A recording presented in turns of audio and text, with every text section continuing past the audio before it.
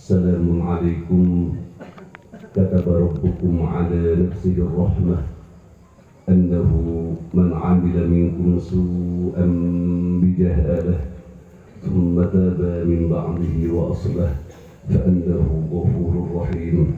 غفر الله لنا ولكم.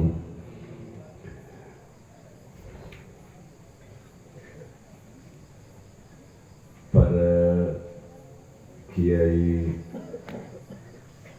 juga para ajengan, para pimpinan pondok pesantren yang saya hormati dan Allah muliakan, bil khusus pimpinan pondok pesantren Anwarul Ulum dan keluarga besarnya, juga jamaah thariqah Qadiriyah wa Naqsyabandiyah, juga jamaah thariqah Naqsyabandiyah Al-Qadiriyah. Alhamdulillah murid-murid Abuya Syekh Hamdan Wali juga bisa hadir pada acara ini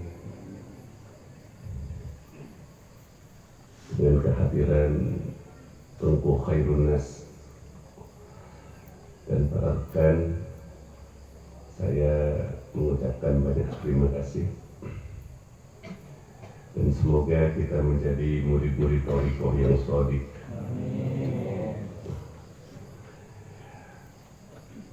Perjalanan thariqah ada yang sampai pada ufukil mubin,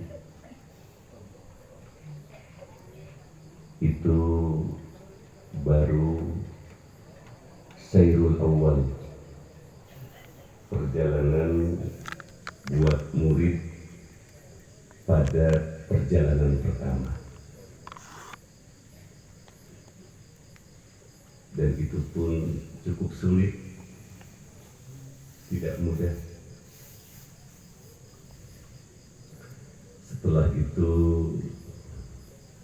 dilanjutkan setelah meninggalkan ufukil mubin kepada perjalanan ufukil a'la, yang dimaksud di sini perjalanan ruh.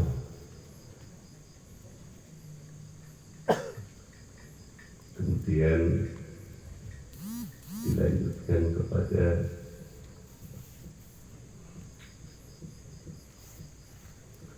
Profil A'la, kemudian Kosa Kaubair. Jadi masih panjang perjalanan kita, dan kayaknya tidak mungkin bisa seperti guru-guru kita yang mereka sudah sampai pada maqam jam'un, jam'ul jam'i, jam'un wa tafriq.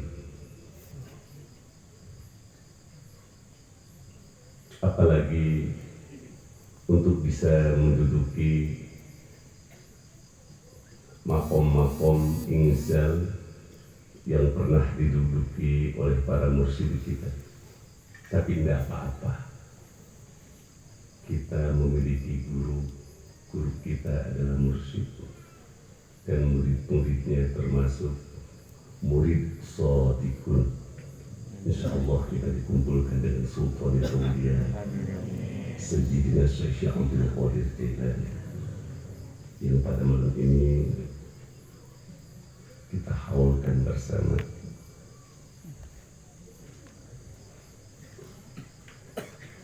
Perjalanan untuk sampai kepada ufukil mubin,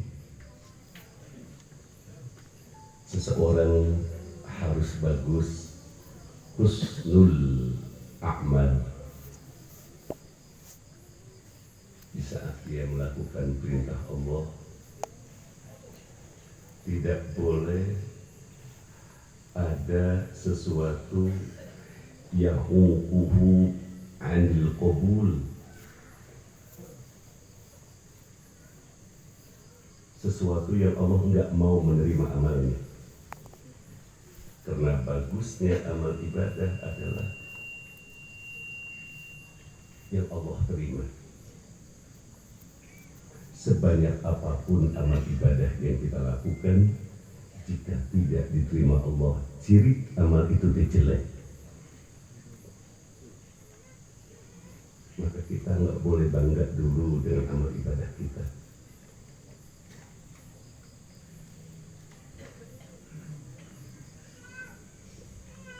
Husnul amal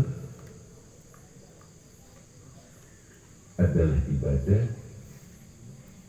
yang tidak terikat oleh satu aib yang Allah tidak sudi untuk menerimanya.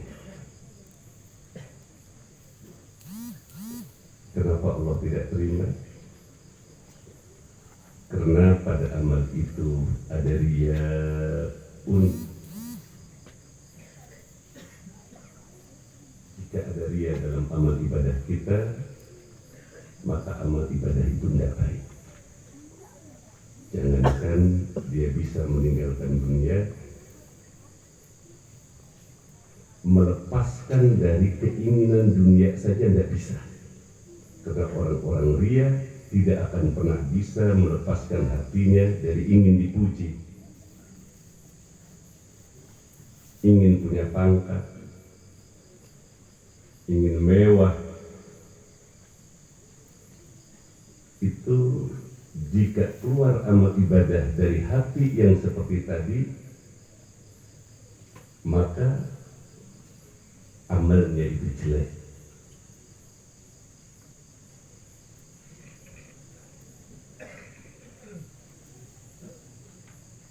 Sulit,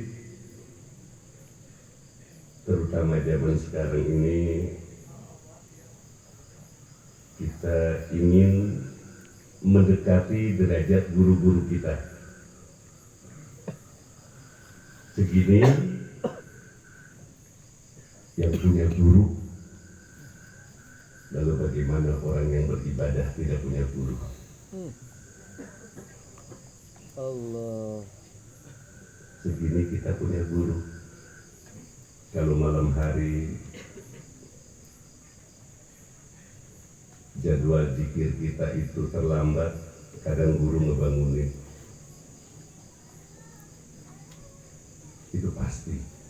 Karena seorang murid yang mengerti bahasa isyarah gurunya, maka ruhaniyah guru akan selalu mengingatkan dirinya.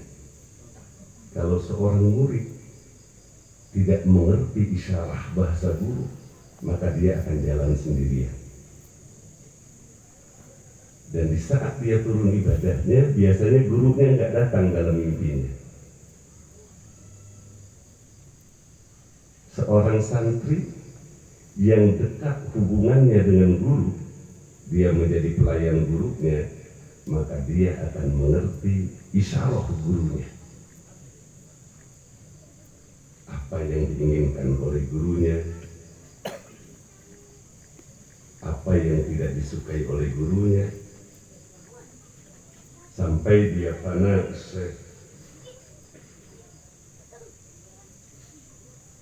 himmah murid membantu irodah guru. Keinginan murid yang kuat untuk wusul ke Allah ini akan membangkitkan keinginan yang kuat dari seorang guru. Maka antara murid dan guru itu tidak boleh melepaskan hubungan ruhani seperti para sahabat tidak pernah melepaskan hubungan dengan Rasulullah Sallallahu Alaihi Wasallam. Abu Jahal tidak pernah mengikatkan ruhnya dengan Rasulullah.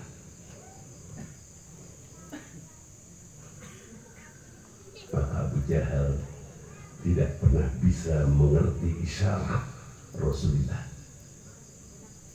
Abu Jahal tidak akan pernah mengerti khususnya pada Rasulullah, karena dia selalu menjauh dengan Rasulullah Sallallahu Alaihi Wasallam.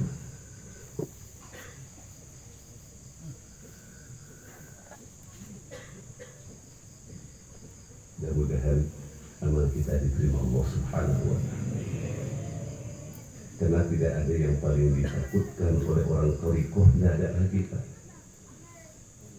Satu, dicabut iman. Yang kedua, ditolak amal ibadah. Paling takut kalau Allah tidak menerima amal ibadah kita. Dan yang ketiga, tidak diampuni dosa. Ini yang ditakutkan oleh orang Torikoh. Harta hilang, mobil hilang, tidak untung dagang, itu masalah kecil. Tapi kalau dosa sudah tidak diampuni Allah Subhanahu wa Ta'ala, ini yang paling ditakutkan oleh orang Torikoh.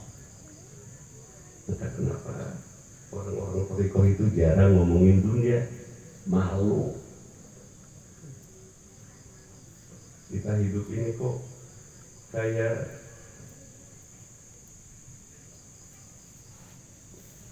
himar roha, kuda penggilingan padi, muter di situ-situ aja.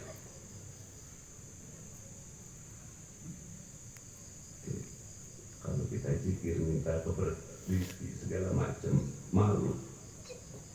Biar saja itu nggak harus dipikirin. Waktunya datang, syukuri, dan tatkala datang kita harus semakin dekat dengan, dan kalau belum datang kita pun harus dekat dengan. Kalau bisa begini nih, kita akan sampai pada ufukil a'la, karena kita sudah meninggalkan dunia. Meninggalkan dunia itu pikirannya, hati ya, bukan punya atau tidak punya, bukan. Awas jangan salah.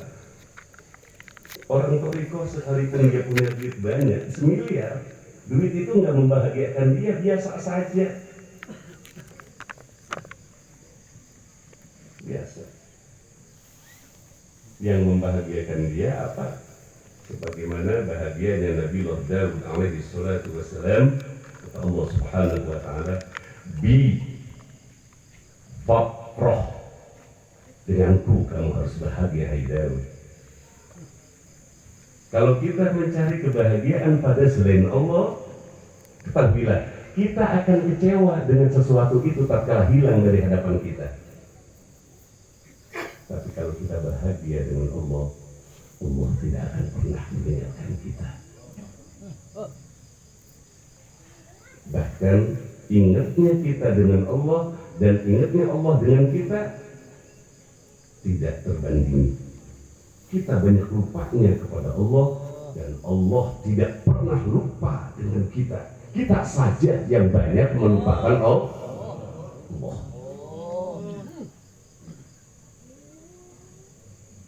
Zikir adalah unwanut thorik,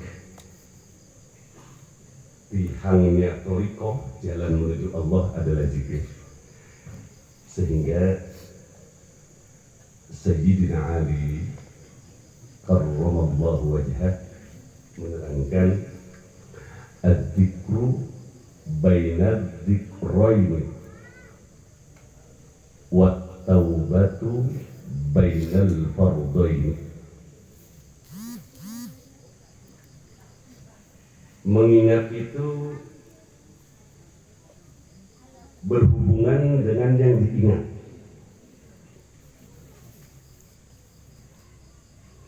Kita berzikir, ingat, berzikir kepada Allah itu menandakan bahwa Allah cinta dengan kita dengan memberikan taufik untuk menyebut nama. Kita zikir tadi, Allahumma ya qadiyal hajat. Kata Sayyidina Ali, itu bukan keinginanmu, tapi Allah melimpahkan kasih sayangnya kepada hatimu, memberikan taufik kepadamu, sehingga Allah menyebut namamu.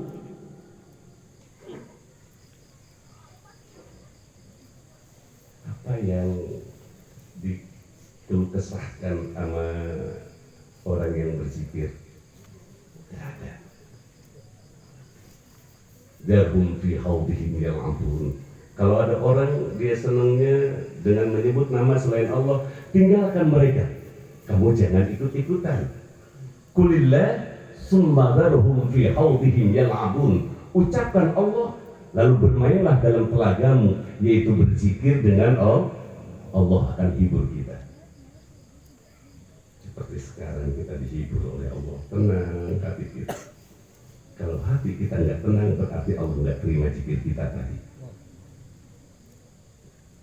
Karena kata Sayyidina Ali, ad-dzikru baina dzikroin. Jika Allah menerima zikir kita, maka kita dikasih tenang. Jadi jangan suka dihubungkan zikir dengan dunia. Menurut saya malu ya. Kok udah tinggi-tinggi jatuh lagi.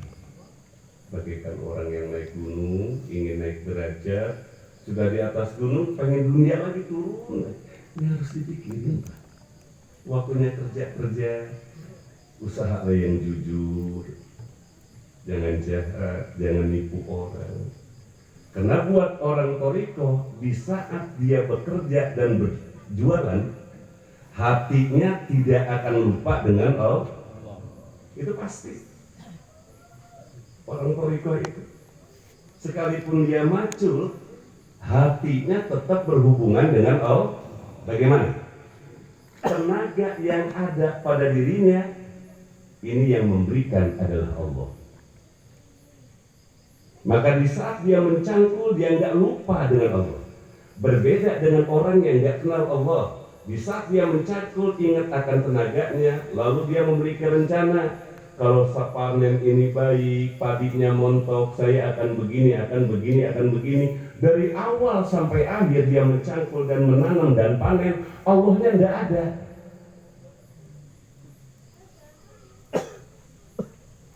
Maka nggak tenang hidupnya.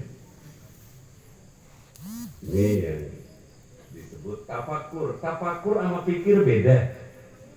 Kalau dalam makalah, tafakur sa'ah khairun min ibadati sanah. Tafakur bukan fikrun. Kalau fikrun melihat kambing yang gemuk, dia berkata, kalau disate enak ini. Enggak lari ke Allah, enggak.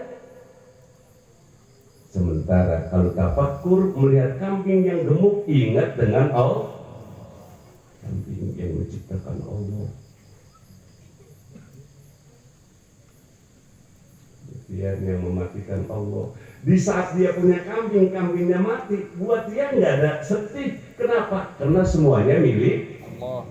Kalau orang yang tidak mengenal Allah, di saat dia punya kambing gemuk lalu mati, karena rencananya hanya makan aja, tatkala kambing mati dia putus asa.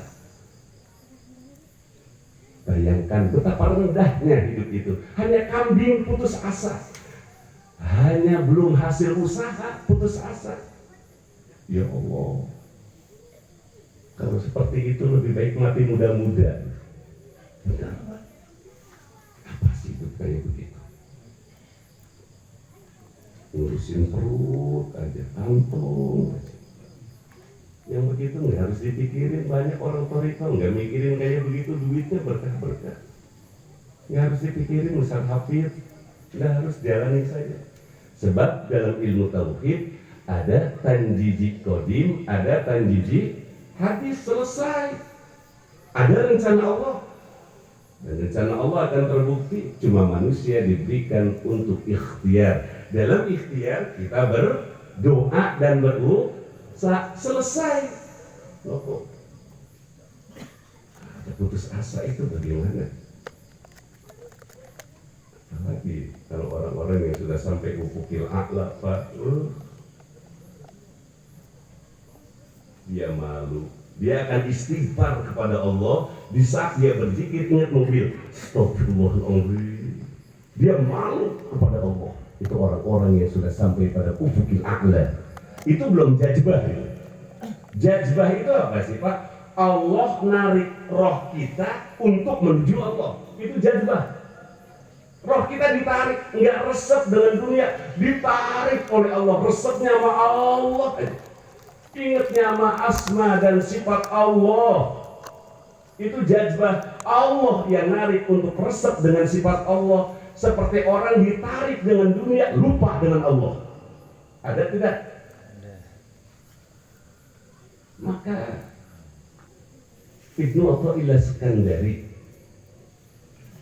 termasuk Abu Thalib Al-Maki di dalam Al-Qur'an, ilmu bisa menjadi hijab nur, hijab nuroniyah apabila dengan ilmu itu dia tidak mengenal Allah Subhanahu wa taala. Semakin bertambah ilmunya, semakin mengenal dirinya. Maka tawaddu kata orang awam, takabur kata orang-orang yang sudah ma'rifat.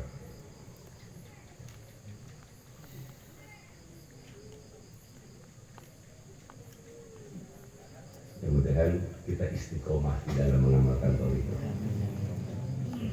Kita alhamdulillah ya, Umi keluarga Abah ya. Dan semuanya barokah. Buya sehat lagi? Sudah, Buya. Beliau alhamdulillah thariqahnya thariqah Naqsyabandiyah Al-Qadiriyah dengan Latif Sribe itu sudah dari Sabang sampai Merauke diterima oleh masyarakat. Dan lama saya ke Gorontalo, Manado, bahkan teman-teman sebagian sudah ada yang ke Irian Jaya. Thariqah itu diterima sampai ke Irian Jaya. Di saat hati mereka gelisah, obatnya itu hanya zikir.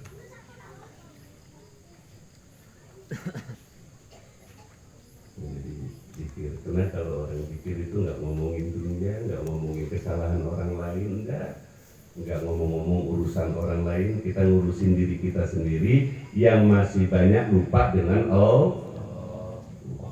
Dan itu memang sebenarnya, makanya an-nasu niyamun idza matu intabahu. Kalau udah mati baru lilir ke manusia. Oh ternyata waktu hidup saya banyak lupanya dengan Allah. Sadarnya udah mati. Sebelum kita mati, yuk kita sadar. Ternyata kita banyak melupakan Allah dan Allah tidak pernah lupa dengan kita. Maka kata Sayyidina Ali, ad-dzikru baina dzikrain. Nggak mungkin Allah memberikan taufik kepada kamu untuk berzikir kalau Allah tidak memiliki tujuan. Tujuan apa Allah? Tujuan Allah apa? Supaya kita terhibur dengan menyebut nama Allah. Sebagaimana orang-orang dihibur dengan kemaksiatan. Dalam hadis, sehingga kamu disebut gila oleh orang tidak apa-apa, tapi kamu gila dengan Allah. Gila dengan Allah.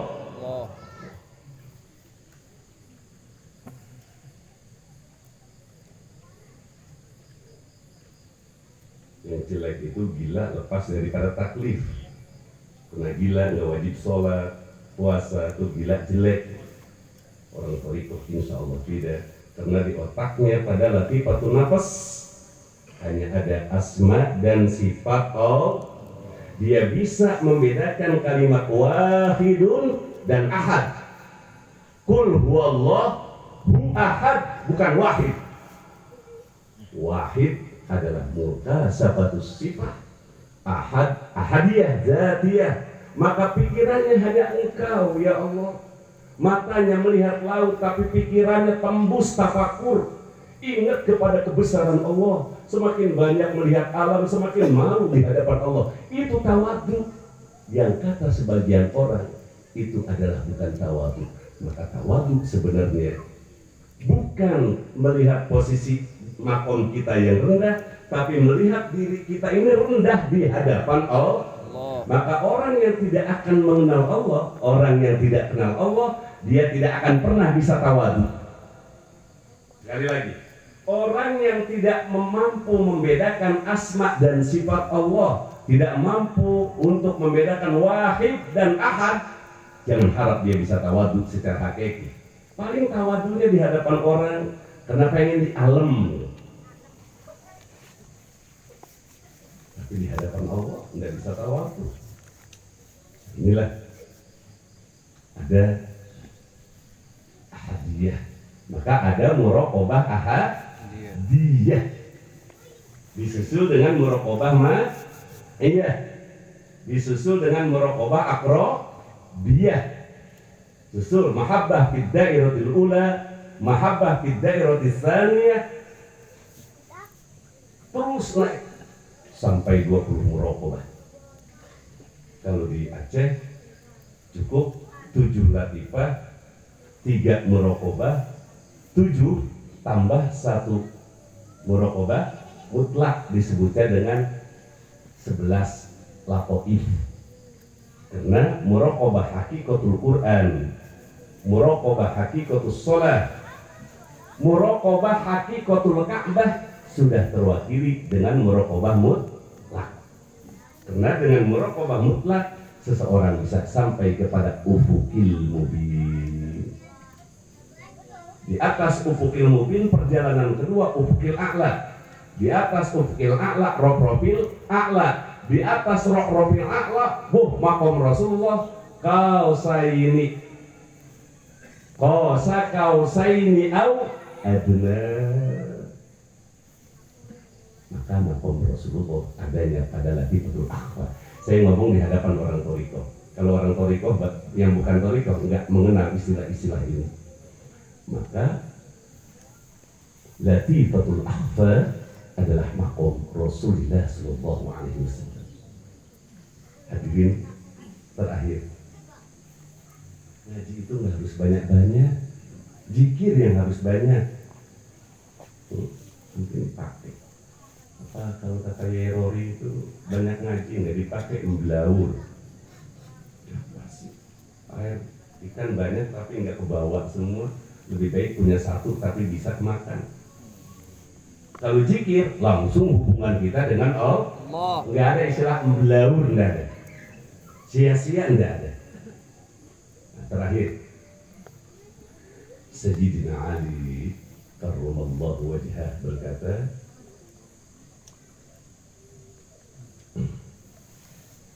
at-taubatu bainal fardhain. Taubat itu diapit oleh 2 kewajiban.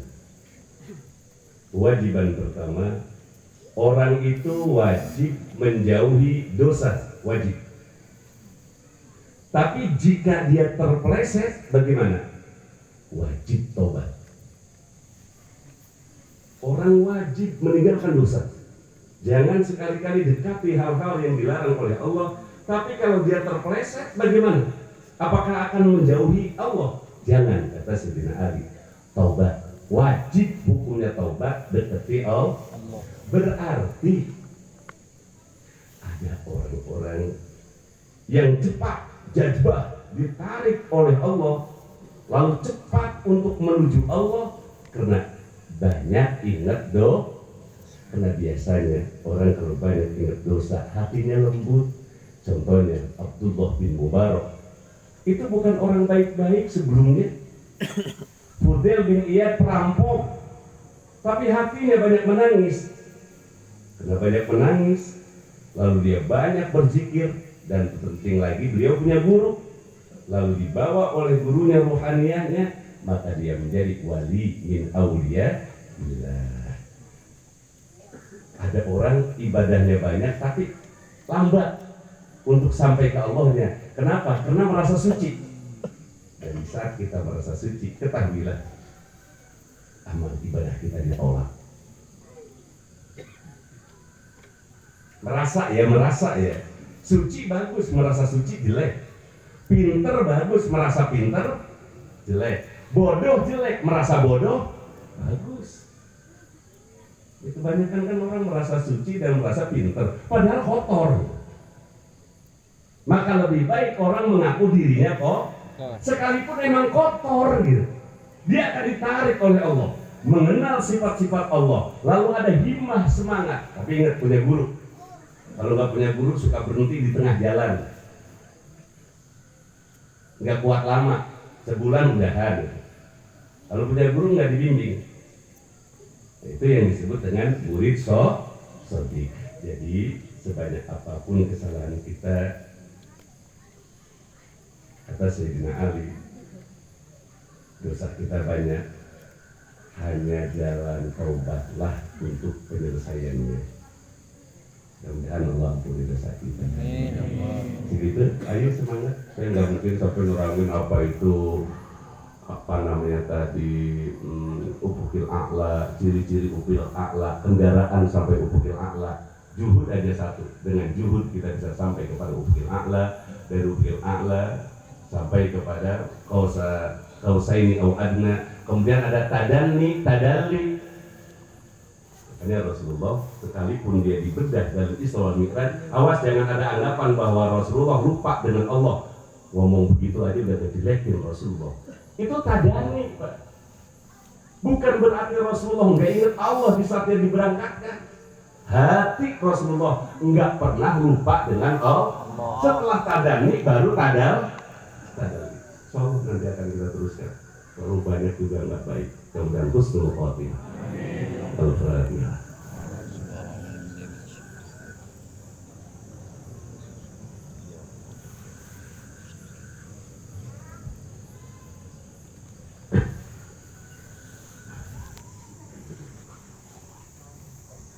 A'udzu billahi minasyaitonir